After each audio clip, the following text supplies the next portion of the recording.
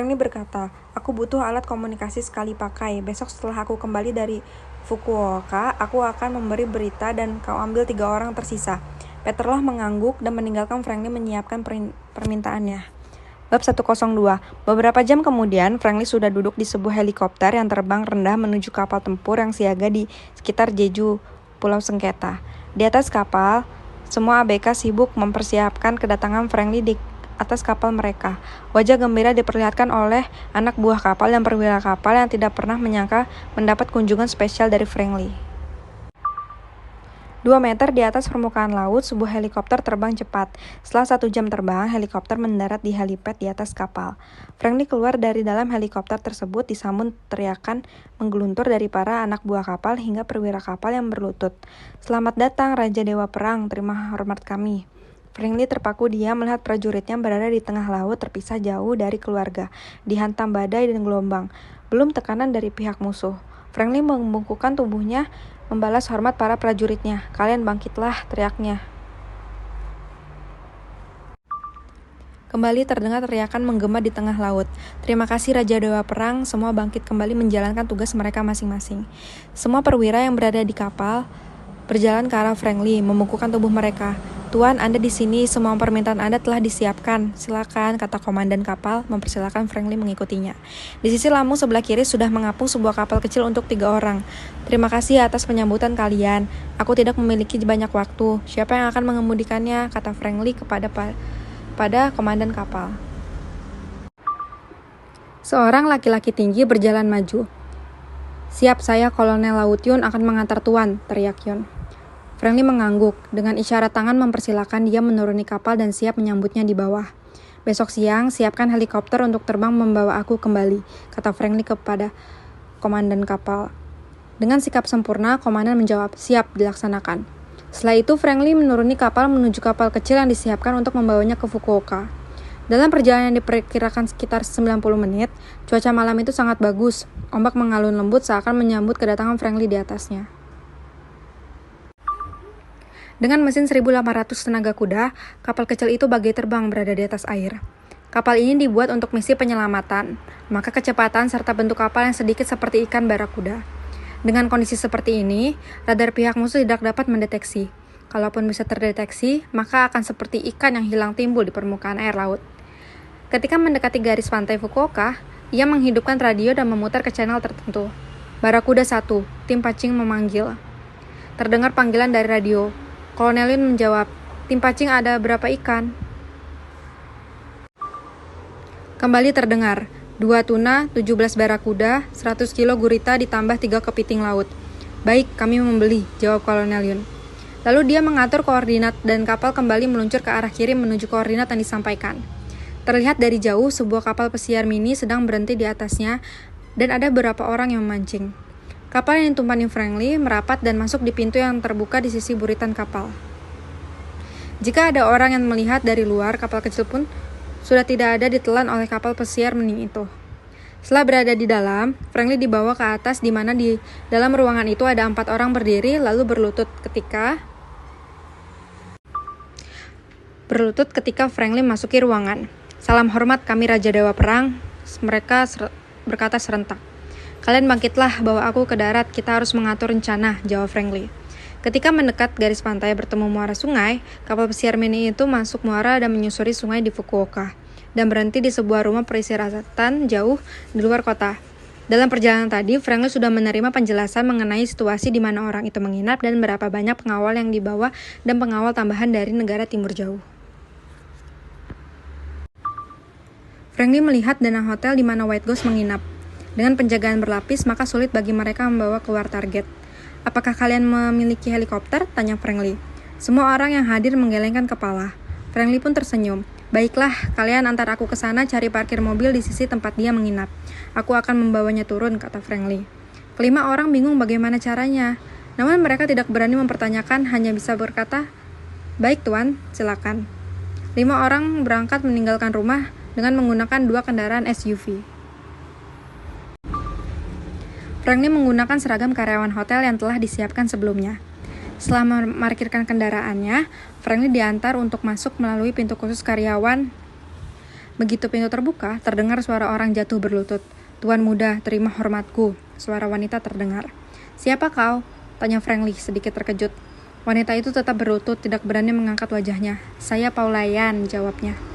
Mendengar nama Yan di belakangnya, Franklin pun tersenyum. "Bangkitlah, kau tahu aku kesini. Kau tahu tentu tujuanku, beri jalan," perintah Franklin. Paula Yan mengangkat wajahnya. Franklin sedikit terpesona pada wajah yang sangat cantik, pikirnya. "Silakan tuan," jawabnya. Franklin mengikuti Paula berjalan di belakangnya. Para pengawal dan penjaga yang menjalankan tugas di sepanjang koridor hanya membiarkan Paula lewat karena sudah mengenal Paula sebagai sekretaris wakil Perdana Menteri. Setelah berjalan, Paula berhenti di pintu kamar Presiden Suite. Dia mengetuk pelan dan berbicara, "Tuan, ini aku Paula." Denny Chan yang berada di dalam kamar sangat senang. Dia berpikir akhirnya dia dapat menikmati tubuh Paula Yan, pikirnya. Sudah lama dia mencoba menggoda Paula namun selalu ditolak. Kini Paula berada di depan pintu kamarnya. Dia pun bergegas bangkit dan membukakan pintu untuk Paula. Paula yang melihat pintu terbuka membantu mendorong pintu agar cepat terbuka. Dia dan Franklin memasuki kamar Presiden Suite itu. "Siapa dia?" tanya Denny melihat Franklin. Franklin pun tersenyum. "Aku Franklin, apa kau tahu siapa aku?" tanyanya. Wajah Denny Chun memucat. "Bukankah kau sudah pensiun? Kenapa berada di sini?" tanya Denny dengan tenang dari keterkejutannya. "Aku di sini untuk menjemputmu pulang," kata Franklin sambil bergerak maju. Denny yang melihat ini bergerak mundur dan mengeluarkan senjata api kecil dari balik piyama tidurnya. Dengan kecepatan tinggi dia menembak. Dor, dor, dor. 3 kali terdengar suara letusan senjata mengarah ke Franklin dan Paula Yan. Franklin dengan kecepatannya menghindari peluru, maju dan mengirim tamparan keras. Plak! Tapi bagian kiri Denny membengkak dan dia meluncur terbang ke sisi tembok. Setelah terbentur, dia pun jatuh pingsan. Suara tembakan dari kamar Denny Chun membuat para pengawal berdatangan menuju pintu kamar, berusaha membuka pintu dengan tendangan dan tembakan. Franklin melihat ke pintu di mana suara benturan benda keras terdengar. Sedangkan Paula tergeletak, dia tertembak di bagian perutnya. Franklin memanggul Paula di bahu kirinya, lalu memukul pecah kaca jendela. Lalu dia mengambil tubuh Denny yang tergeletak pingsan. Sekejap dia melompat terjun dari lantai 75 hotel terbesar di Fukuoka, dengan mengembangkan tangan yang masing-masing tangan memegang tubuh Paula dan Denny. Dengan bantuan dua tubuhnya, di kiri dan kanannya, daya dorong dari bawah semakin kencang, menerpa tubuh 2 orang di tangannya dan menghambat daya jatuhnya. Kolonel Yun dan 3 orang lainnya melihat Franklin terjun dari tempat yang begitu tinggi. Mereka tidak mempercayai pandangan mata mereka. Mereka sadar ketika Franklin menjejakkan kakinya dan berjalan ke arah mereka. Segera mobil disiapkan. Begitu Franklin masuk, mobil berjalan normal keluar dari parkir hotel. Belum ada penutupan dan pemblokiran pintu keluar hotel karena berita ini belum sampai lobi utama di mana para penjaga masih sibuk membuka pintu kamar. "Tuan, apakah Nona yang terluka?" kata Kolonel Yun. Franklin menjawab, "Dia tertembak, namun aku sudah mematikan aliran darah di sana." 2 mobil melaju kencang dan berpisah di persimpangan untuk mengelabui pengejaran polisi setempat. Mobil Kolonel Yun mengajuk ke rumah peristirahatan di luar kota. Franklin menekan luka di perut Paula yang sudah sadar. "Terima kasih," katanya. Franklin menempelkan jari telunjuk di bibirnya. "Kamu jangan banyak bicara dulu, lukamu belum diobati," jawab Franklin. Paula mengangguk dan tersenyum. Begitu tiba di rumah peristirahatan, Kolonel Yun bergerak menarik Denny Chun, memanggulnya memasuki rumah. Diikuti Franklin, mereka menuju ke kapal pesiar mini di mana 1 orang sudah menunggu. Semua masuk kapal mulai bergerak. Kapal pun mulai bergerak mundur, keluar dari garasi kapal di bawah rumah itu, dan kapal pun maju perlahan. Setelah mencapai muara, suara ledakan keras terdengar dari rumah itu. Bahan peledak yang sudah disiapkan menghancurkan rumah beserta mobil yang digunakan Kolonel Yun tadi. Franklin masih memanggul tubuh Paula, mengambil kotak obat-obatan dari dinding dan membawa Paula menuju kamar. Ia mengangkat baju Paula sedikit dan memperlihatkan perut mulus Paula Yan. Wajah Paula memerah, dia sadar saat itu dan melihat Franklin mengangkat bajunya, ada rasa jengah yang dia rasakan. Franklin membalikan tubuh Paula dan melihat di punggung Paula juga terlihat luka tembus dari peluru. Melihat ini, Franklin tersenyum. "Peluru menembus punggungmu, berarti tidak ada masalah," katanya pada Paula. Lalu Franklin menempelkan telapak tangannya di luka Paula. Dengan kekuatan tertentu, luka itu merapat. Melihat ini, Franklin tersenyum lalu mengambil perban dan memasangnya. Hal yang sama dia lakukan di punggung Paula. Kamu istirahat dulu, jangan banyak bergerak. Aku akan memeriksa keluar, kata Franklin berdiri dan meninggalkan Paula yang wajahnya masih memerah. Sampainya di ruang kemudi, Franklin melihat Kolonel Yun tersenyum padanya. Ada apa denganmu? Kenapa membuang senyum manismu padaku yang juga seorang pria? Goda Franklin sambil mengambil minuman ringan dari lemari pendingin. Kolonel Yun tertawa. Tuan, bagaimana mungkin Anda melompat terjun dari lantai yang begitu tinggi? Apakah Tuan memiliki sayap? Tanyanya penasaran. Franklin pun tersenyum. Sementara Paulayan yang berada di kamar kaget mendengar pernyataan itu. Dia melompat dari lantai 75 sambil membawaku dan Denny. Bagaimana mungkin, pikirnya. Susah untuk dijelaskan. Berapa jauh lagi kita bisa mencapai laut bebas? Tanya Franklin mengalihkan pembicaraan. Pria yang memegang kemudi menjawab. Izin menjawab, Tuan, 15 mil lagi. Dengan kecepatan saat ini bisa ditempuh dalam 1 jam lebih. Franklin menatap jauh. Dipercepat dengan kecepatan maksimum dan hubungi kapal kita untuk bergerak maju menjemput, perintahnya.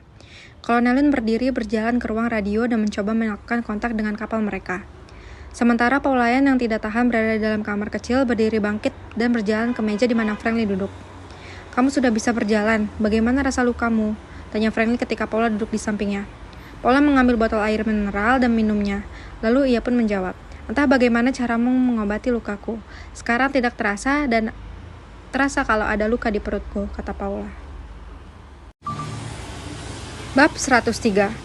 Franklin menjawab, tadi aku sudah menetralisir efek infeksi dan menyambung urat syarafmu yang terputus dan merapatkan lukamu. Dengan obat oles maka kulitmu akan kembali seperti semula tanpa ada bekas luka di sana. Terima kasih Tuan Muda, jawab Paula tersenyum. Lalu dia melanjutkan, kenapa engkau tidak meninggalkanku dan membawa Denny sendiri? Mungkin akan lebih cepat dan tidak direpotkan olehku saat melompat terjun. Franklin tertawa senang. Aku tidak pernah meninggalkan orangku untuk mati sia-sia. Saat itu Kolonel Yun mendatangi meja dan duduk. Tuan, kapal kita sudah bergerak maju, lapornya. Di pojok meja tergeletak Denny Chun dengan tangan dan kaki terikat simpul laut. Dia tidak dapat bergerak, hanya mendengar pembicaraan ketiga orang ini. Dia sadar dia sudah berakhir. Franklin tersenyum pada Kolonel Yun. Kerja bagus hari ini. Aku akan membalasmu dan semua awak kapal, kata Franklin. Tuan jangan sungkan, semua sudah menjadi tugas kami, jawab Kolonel Yun yang senang mendengar kata-kata Franklin. Dengan kenaikan 1 tingkat, dia akan menjadi jenderal pertama di keluarganya. Franklin menatap keluar kapal matahari seolah muncul dari dasar laut. Sambil melirik jam di tangannya, lalu ia pun kembali duduk. Sudah berapa lama kamu bekerja untuk pengkhianat itu? Tanya Franklin pada Paula. Paula tersenyum kembali menampilkan kecantikannya. Ini bulan keempat, aku ditugaskan untuk mengikutinya oleh keluargaku karena pergerakan mereka di selatan semakin terang-terangan, jawab Paula. Franklin mengangguk memperlihatkan wajah menyesalnya. Kalau aku tahu keluarga Yan di selatan mengikutinya, aku tidak akan datang ke sini. Aku sudah menggagalkan rencana kalian. Aku memang diperintah untuk dapat masuk lebih dalam organisasi ini hingga dapat mengenal Black Ghost pimpinan puncak. Namun hari ini aku mendapat pesan bahwa Tuan Muda akan datang mengambil White Ghost dan aku diperintahkan untuk membantu, jawab Paulayan. Franklin tersenyum pahit. Aku kalah informasi dibanding keluarga Yan. Semua sudah terjadi besok, kamu akan menjadi sorotan berita sebagai penculik wakil Perdana Menteri. Paula mengangguk, mereka butuh kambing hitam maka aku yang harus menerimanya. Katanya sambil tertawa, membayangkan dirinya menjadi kambing berwarna hitam. Melihat ini, Franklin sedikit kaget dengan sifat periang Paulayan. Hal buruk menjadi lelucon pikirannya. Tuan, kita sudah memasuki perairan laut bebas. Sekarang menuju koordinat pertemuan. Pria di kemudi melaporkan situasi terkini. Franklin tersenyum. Bagus, kita harus segera. Diibaratkan tidak memiliki waktu banyak. Kita harus segera merapat dan aku akan membawa orang ini. Jawab Franklin sekaligus memerintahkan pengemudi mempercepat kecepatan. Franklin mengambil telepon yang diberikan Peter Loh kemarin. Mencoba menghubungi Peter, tapi sinyalnya masih kosong. Kolonel Lin pun tersenyum. Anda ingin menghubungi seseorang di darat? Tanyanya. Franklin mengangguk membenarkan. Kolonel Lin mengambil telepon satelit di kapal. Silakan gunakan ini, semua transkripsi di dalam negeri kita. Kata Kolonel Yun menyerahkan telepon kepada Franklin. Franklin pun menekan beberapa nomor. Kemudian manggil. Setelah beberapa detik, halo, apakah ini Anda, Tuan? Sapa seseorang di ujung telepon. Peter, target sudah di tanganku. Kamu jalankan sisanya, bersihkan ibu kota. Aku akan merapat 5 jam di Tianjin, jawab Franklin lalu mematikan telepon.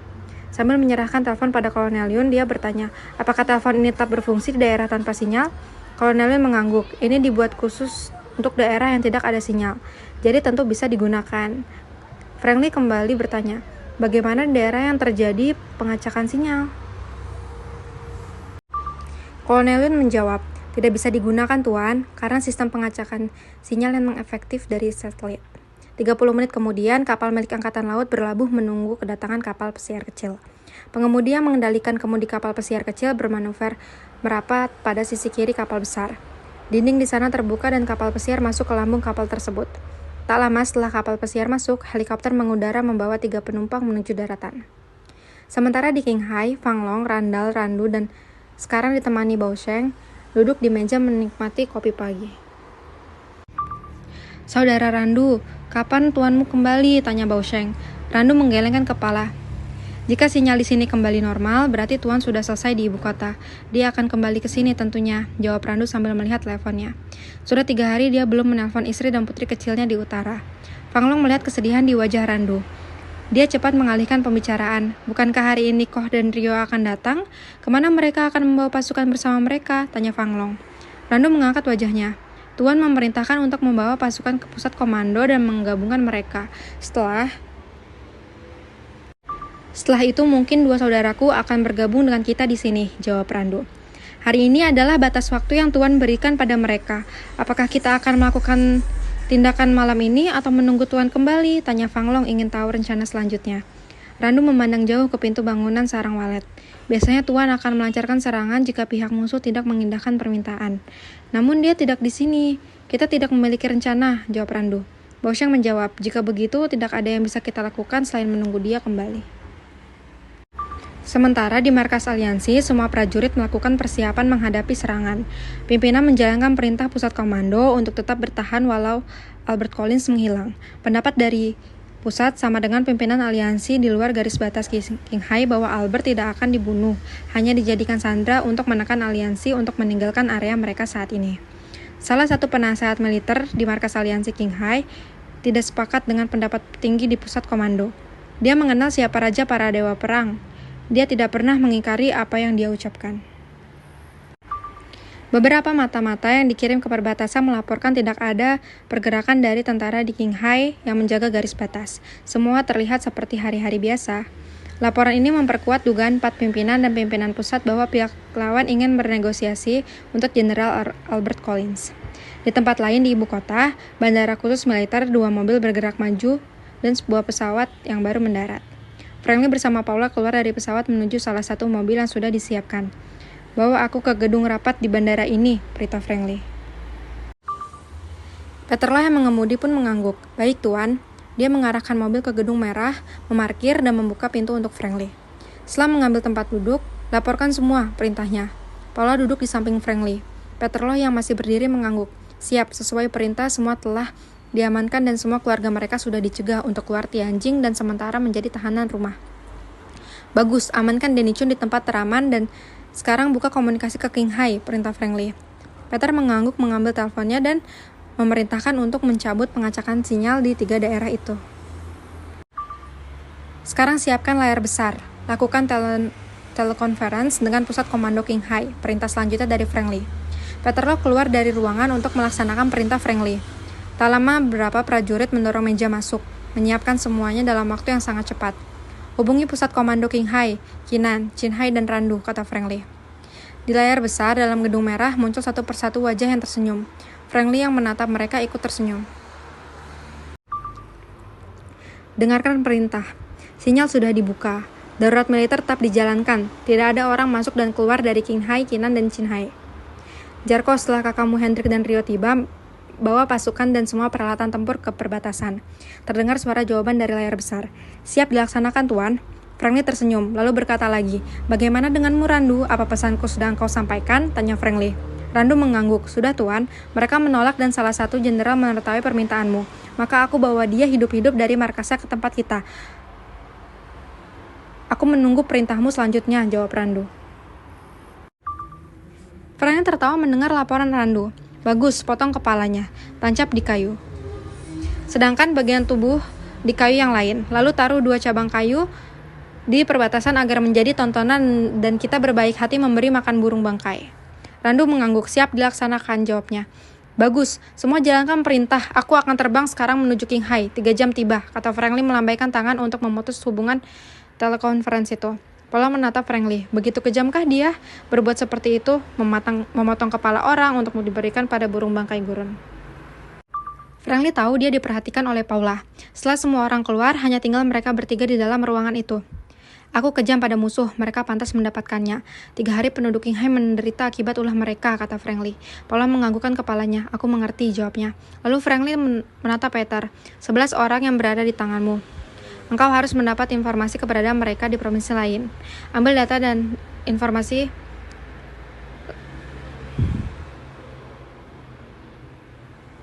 dan lakukan tindakan cegah tangkal dan tunggu perintahku selanjutnya. Baik Tuan, dilaksanakan, jawab Peter.